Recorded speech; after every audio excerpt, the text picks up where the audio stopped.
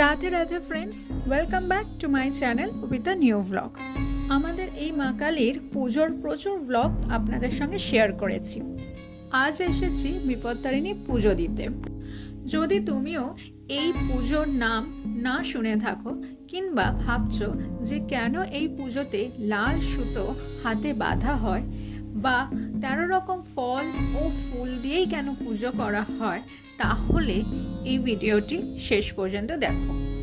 ভক্তরা ভক্তি ও ভালোবাসা দিয়ে মাকে বস্ত্র নিবেদন করেছেন। একটার পর একটা শাড়িতে মা সেজে উঠছেন।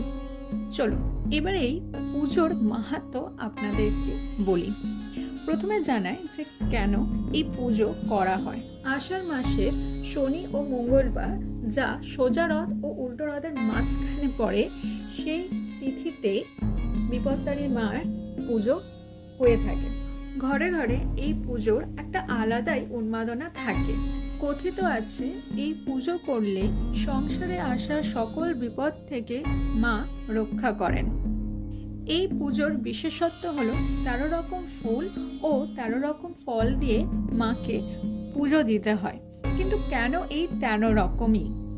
এক ব্যবসায়ী স্ত্রী তার স্বামীর সমুদ্র পথের সংকট থেকে রক্ষা করার জন্য মা বিপত্তারিণীর পুজো করেন 13 রকম ফুল ও 13 রকম ফল দিয়ে। মা সেই পুজোয় সন্তুষ্ট হয়ে তার স্বামীকে নিরাপদে বাড়ি ফিরে দেয়। সেই থেকেই 13 সংখ্যাটি এই পুজোর সঙ্গে জড়িয়ে গেছে। পুজোর পর হাতে বাঁধা হয় এই 13 গিঁটের লাল হলুদ সুতো। তোরা বিশ্বাস করেন যতদিন এই সুতো হাতে বাঁধা থাকে সমস্ত বিপদ থেকে মা তাদেরকে রক্ষা করে। অনেকেই গণ্ডি দিচ্ছিল। সত্যি বলতে এই পুজোয় এসে মনে হয় যে এটা শুধু একটা রিচুয়াল নয়, এটা মানুষের বিশ্বাস, ভক্তি ও শক্তি। মা ঠাকুমার হাত ধরে এই ব্রত প্রজন্মের পর প্রজন্ম আজও চলে আসছে। মার পুজো অলরেডি শুরু হয়ে গেছে। অনেকেই রথ টেনে এখানে রেখে দিয়ে গেছে। উল্টো রথের দিন আবার বাড়ি নিয়ে চলে যাবে।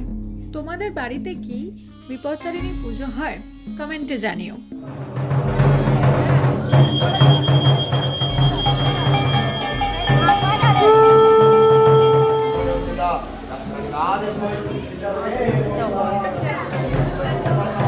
এখন মার আরতি হচ্ছে।